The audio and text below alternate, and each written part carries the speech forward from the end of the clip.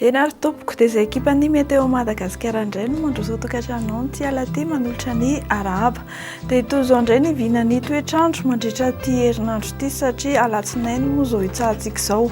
Alizay atony ny miha malefaka no mandrafitra ny toetry ny andro, izany hoe manodidina ny faritra Analanjorofo sy Atsinanana iny no mahazo vahanana kokoa ny tsiokany alizay.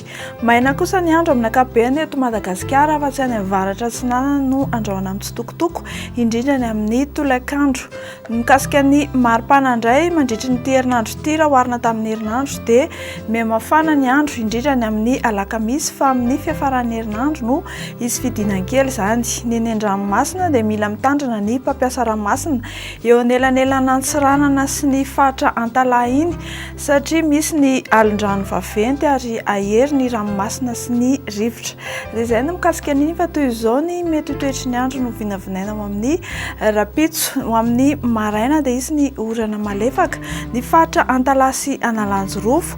Ho maina kosa ny andro amin'ny ankapobeny amin'ny faritra sisa fa aorian'ny fizavan'ny andian-javona vao maraina ny aty amin'ny faritry ny Avoatany sy ny amin'ny faritry Menabe iny. Ho amin'ny rapitso tolakandro indray dia ho maina ihany koa ny andro saika manerana ny nosy, afa-tsy ny faritra Nosy sy Samborano no anorana tandrifon-drahona ary ny faritra Antalahy sy Analanjorofo no anorana malefaka. Somary isy fiakaran-kely ny malipana no vinavinaina ao amin'ny rapitso maraina, manodidina ny 10 hatramin'ny 13 degré izany aty amin'ny faritry ny Avoatany. Ny morontsiraka Atsinanana sy Andrefana dia mihoatra ny 19 degré celsius avokoa.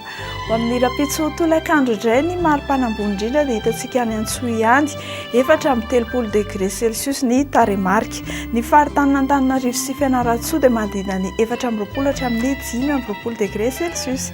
Dia omena fahafapo mandrakariva ianao raha mikasa evoaka ivelan'ny Madagasikara. Fataro ary tompoko lahy sy tompoko vavy fa hibalika be ny masoandro amin'ny rapitso any Seychelles sy Maurice any.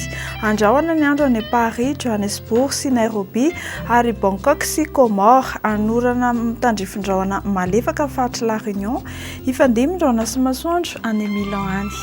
Dia izay tompoko no azonao rosoantsika ho an'ny Tsialaty mamy fotoananao amin'ny manaraka ny iray. Veloma tompoko.